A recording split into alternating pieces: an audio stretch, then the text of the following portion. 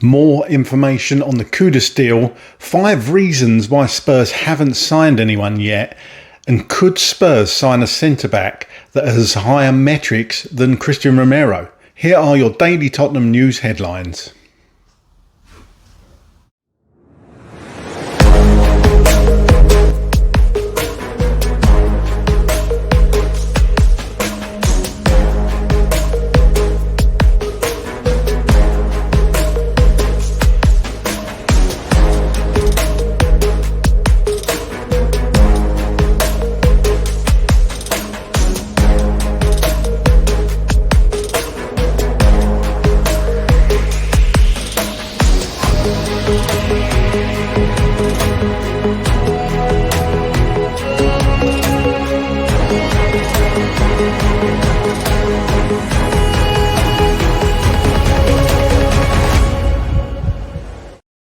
Hello, my name's Craig and here are your daily Tottenham news headlines. Let's get into it. David Ornstein from The Athletic states that as regards Mohammed Kudus, this saga isn't close to a conclusion at this point. They have a reported interest in him.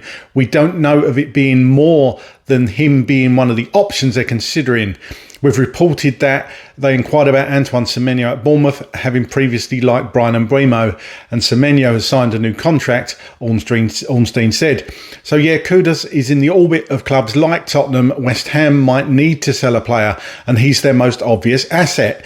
I think Tottenham would carry appeal to someone like him, Champions League football and staying in London. But there will be other options as well, and I don't think this one is close to a conclusion as of yet. A great article, again from Alistair Gold at Football.London, discusses 5 reasons why Spurs haven't signed any players yet in the summer transfer window. It says Tottenham fans are growing frustrated with the club's lack of activity in the transfer market, despite expectations of a busy summer following Europa League success and Champions League qualification. While some key moves, like making Matisse Tell and Kevin Danso's loans permanent, have been completed, no major new signings have arrived yet. And here are the 5 key reasons for the delay. Number 1, waiting for investment. Despite strong revenues, Spurs remain cash tight and are awaiting external investment. Chairman Daniel Levy has acknowledged this need, and while ENIC, the majority owner, has previously injected capital, further funding is needed to support major signings. And number 2, strict wage structure. Tottenham's wage ceiling is lower than many rivals, relying heavily on performance bonuses. This puts them at a disadvantage when competing for top players who prefer guaranteed higher salaries. Number 3, new manager's squad assessment. Incoming head coach Thomas Frank is still evaluating the squad. Pre-season training has just begun and is yet to make definitive decisions on who to keep or replace, making transfer activity slower. Number 4, squad uncertainty and registration limits. Key players like Son Heung-min and Christian Romero face uncertain futures, and the squad is bloated with only 22 Champions League registration spots for 31 players. This limits new additions until departures are finalised. And number 5, lack of decisiveness. Historically, Spurs have missed out on key targets due to slow negotiations. For example, interest in Mohammed Kudus may hinge on waiting for West Ham to lower their demands, but this tactic risks losing him to faster acting rivals. Bottom line, despite big ambitions, Tottenham's slow start in the transfer market reflects financial constraints, managerial transition and indecision, frustrating fans hoping for a summer of bold moves. Another report again from Football London. Here's a list of confirmed ins and outs so far this transfer window. So Tottenham transfers in, they're pretty sparse. Matisse Tell from Bayern Munich, £29.8 million. Kevin Danso from Lens, £21 million. And Luka Vuskovic from Hajduk Split, £12 million. For the under-21s, Max McFadden came in as a free agent. And Tottenham transfers out. Pierre-Emile Højbjerg to Marseille, £17 million. Timo Werner's loan came to an end. And end of contracts for Fraser Forster, Sergio Reguilon and Alfie Whiteman. Under-21s, Will Andiapan, Archie Baptiste, Josiah Linton, Maxwell McKnight and Max Robson, Jaden Williams, Elliot Krasnicki, all of those are end of contract. Football Transfers is able to confirm that Genoa centre-back Koni De Winter is an option being studied by Spurs this summer, particularly if Romero does depart the club. The North London side have already been informed that De Winter will be available for €25 million, but they face competition from Bournemouth and Inter Milan for the 23-year-old Belgium international. It goes on to say that De Winter is already better than Romero. A highly versatile performer, De Winter is capable of filling in at right back or in centre midfield, but his usual role is in the heart of defence. He has a highly rated player by data analytics expert Sky Sports, who indicate that if he were to sign for Spurs, he would do so as the top centre-back. His size skill level is higher than that of Romero, Kevin Danso and Mickey van der Ven. Well, here's my thoughts on all those stories today. Firstly, the one from David Ornstein at The Athletic regarding Mohammed Kudus. This transfer saga seems that it's going to rumble on for ages. I must have spoken about him at least 5 or 6 times already.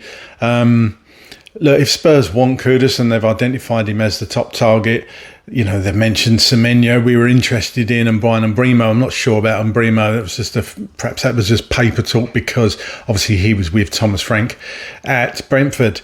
But Kudus, from what we believe, Chelsea and perhaps other clubs are in for Kudus as well. If my worry is if Spurs don't react quickly, then we're going to lose out on Kudus. If he is one of our top targets or the top target to play up front, then I think we just need to go and get him and pay the money.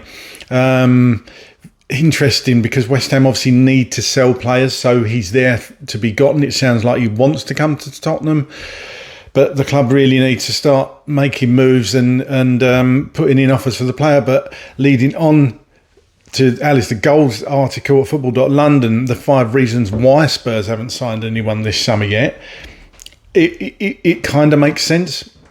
It does kind of make sense because, you know, Thomas Frank has only just got the players back this weekend, in fact, and he's going to want to have a look at what players he wants to keep and what players he wants to move on and what he needs. So, you know, regardless of Spurs remaining cash tight, which we know they are, that Thomas Frank is going to have to decide, you know, do we need these players? And I know that's going to upset the fan base if we don't go for players like Kudus, because he's been all over reports in the media and on X that Spurs want him, along with a whole host of other players, but we haven't made the moves yet. So is that down to Thomas Frank wanting to assess the squad above all else?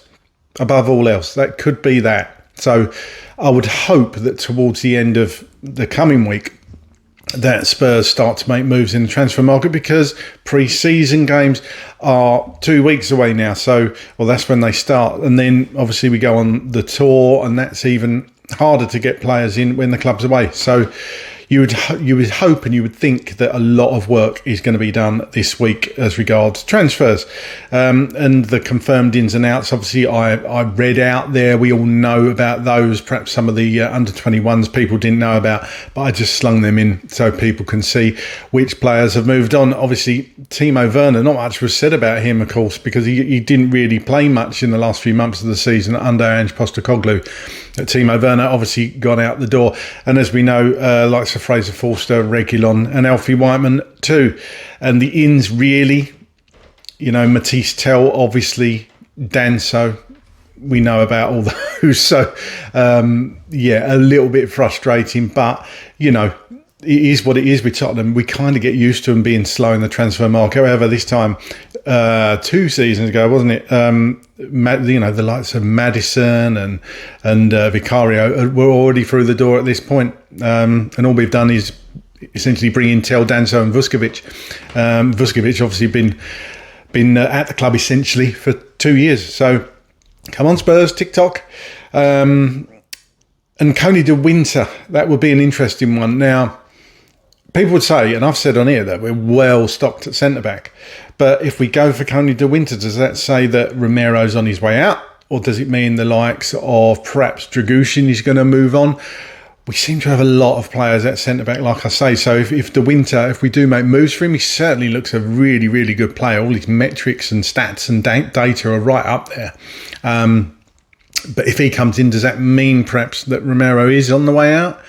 have to see about that one. It does seem odd that Spurs would go for this player if a centre-back isn't going to leave. I'd prefer to keep hold of Romero, and if Drusin does still want to go, then let him go and replace him with Koni De Winter. But again, let's see what Spurs do, because we're all a bit in the dark with this. There's a lot of stuff out there in the media that is, quite frankly, way out there. We only try and bring you the news from reputable sources on this channel. And Chris will have put out players linked with Spurs as of the last week. And as you will know, I'm sure by looking at social media yourselves, you know, it is pretty slim pickings, but I'm hoping in this coming week we get a lot more concrete news and concrete interest in players. Anyway, get down in the comments, let me know how you're feeling right now as a Spurs fan. Are you frustrated, or are you okay with it, bearing in mind that the transfer window's only got, well, I say only, it's a month, 6-7 weeks to go, plenty of time, but hey, we all want transfers in now, don't we? Of course we do. So get down in the comments, let me know how you're feeling as a Spurs fan at the moment. Come on, you Spurs.